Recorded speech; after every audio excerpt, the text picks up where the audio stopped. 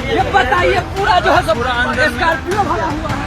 ये देख लीजिए, ये देखिए, ये देख सकते हैं साथियों आप लोग, पूरा ही ये देखिए। कहाँ जाना है आपको?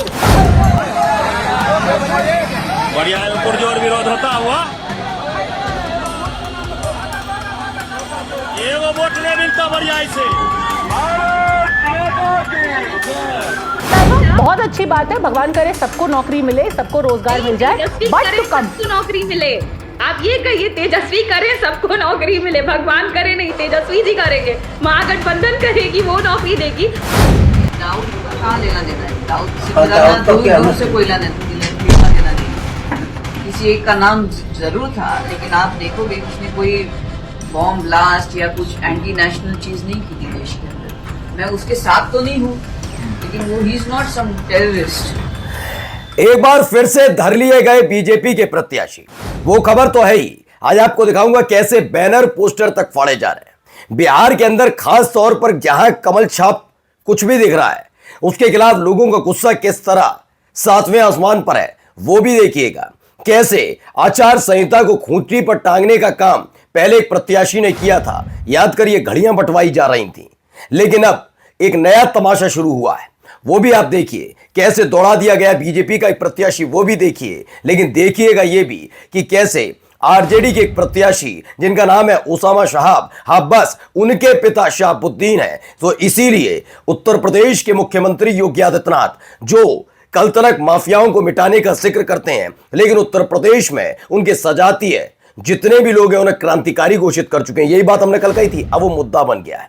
सवाल पूछा जाने लगा है कि क्या योगी आदित्यनाथ अपने ऊपर जो मुकदमे उन्होंने दर्ज थे वो वापस लिए थे, उसका भी जिक्र करके कुछ बोल पाएंगे? यही नहीं, भगवा के भेष में किसने दाऊद इब्राहिम को क्लीन चिट दे दी, क्या यह काम कोई मौलाना मौलवी कर सकता था? नमस्कार, मैं हूं प्रज्वल गौतम और आप देख रहे हैं the live TV. The live TV, सच सबसे आगे। सबसे पहले जरा ये तस्वीर निकलकर सामने आई है, ये देखिए, ये बैनर पोस्टर फाड़े गए हैं, उसकी तस्वीर है। कैसे बैनर पोस्टर फाड़ दिए, उसको लेकर नाराजगी है, लेकिन आरोप किस पर लगाया जा रहा है, जरा आरोप देखिएगा।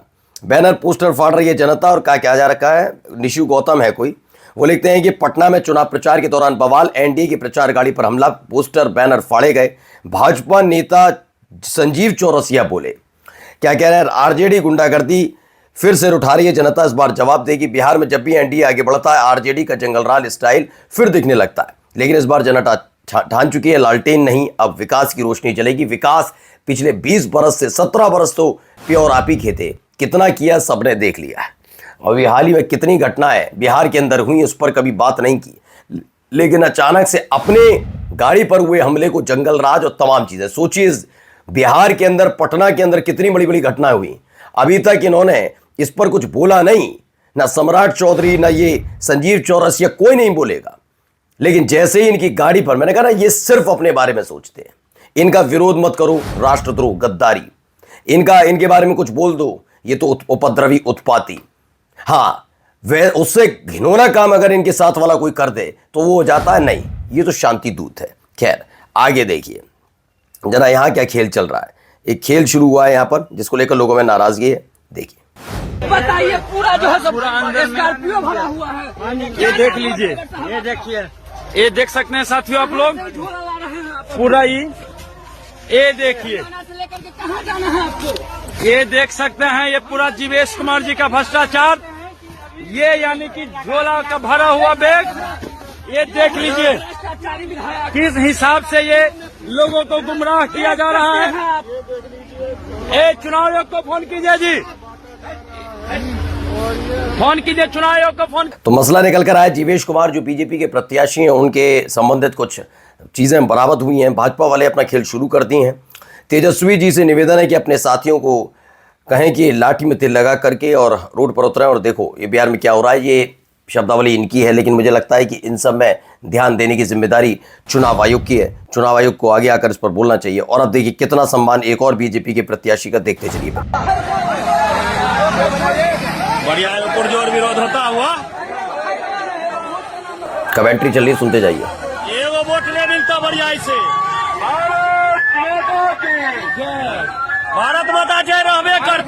लेकिन आलोक रंजन जय नहीं रहता। योगी महाराज की हाँ बस जय होते। लेकिन ये नहीं रहता नेता यहाँ के। भगवा यहाँ से निकला यहाँ से।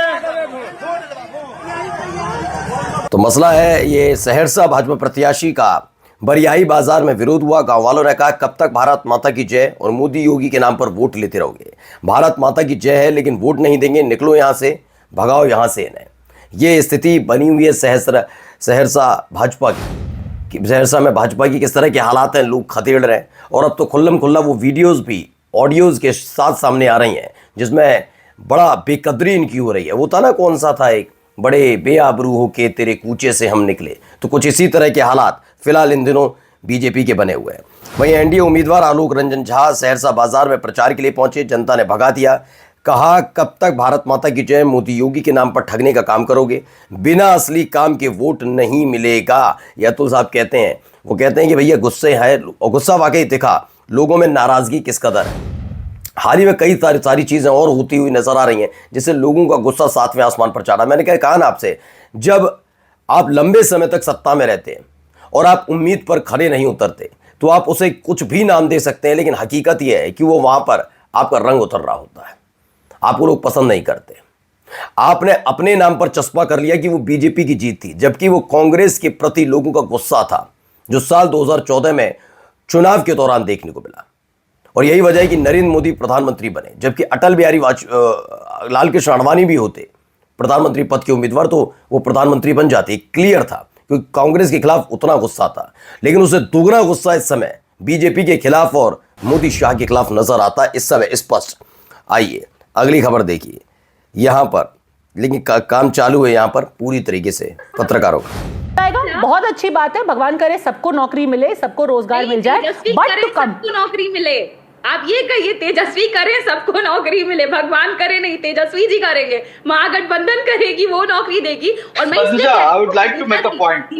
10 साल पहले महामानव सेठ की बिहार आएंगे तो चीनी मिल से चाय पियेंगे मोतिहारी के। वो Unnecessary talk will not make a point for RJD. ने खोल जरूर दिया रहेगा का चीनी मिल।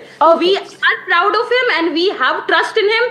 14 crore of Biharis trust him. That's why we will have a change in Bihar this time. Okay, fine, but let me. तो लीजिए, तो इसमें एंकर महोदय कहती भगवान करे सबको नौकरी मिलेगी, वो रोकती हैं और कहती हैं पद्मजा जी कहिए तेजस्वी करे सबको नौकरी मिले, महागठबंधन करे सबको नौकरी मिले, नौकरी तेजस्वी जीतेंगे।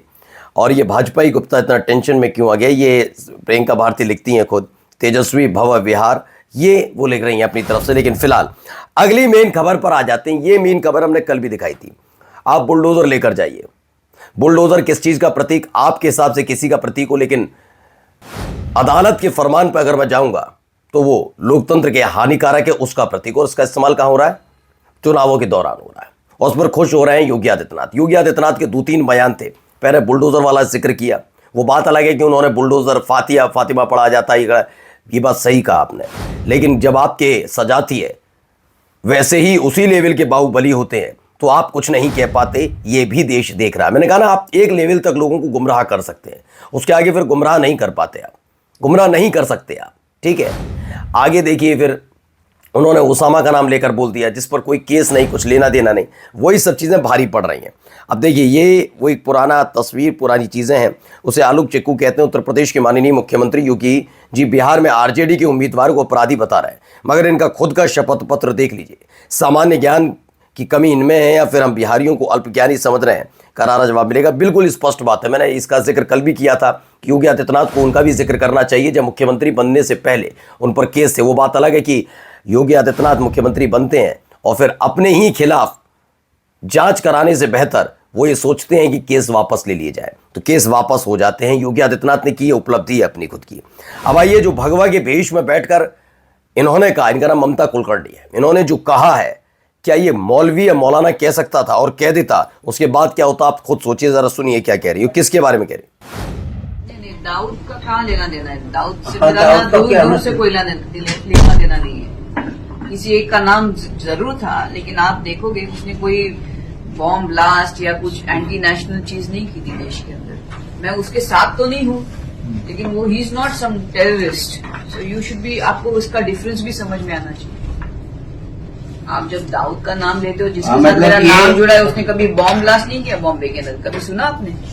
जिसका नाम आप ले रहे हो, दाऊद का कभी नाम था ही नहीं मेरा, कभी दाऊद को मैं जीवन में नहीं मिली हूँ। ममता कुलकर्णी ने क्लीन चिट दे दिया, दाऊद इब्राहिम आतंकवादी नहीं है, टेररिस्ट नहीं है, ये मैं नहीं कह रहा। हाँ, बस अब्दुल खालिद टाइप का कोई व्यक्ति, मौलाना मौलवी कोई कह देता तो अब तक क्या कहा जाता, देखा इनकी पूरी कौम ऐसी है, ये ऐसे हैं। अब ममता कुलकर्णी के लिए कोई कुछ बोल पाएगा? नहीं। और जाते आते खबर, विदेश में बेचे जा रहे भारतीय बेरोजगारों की इतनी तादाद है, और वहां पर गोदी मीडिया बताती है इस देश में सबसे ज्यादा रोजगार देने वाले मुख्यमंत्री अकेले योगी आदित्यनाथ हैं।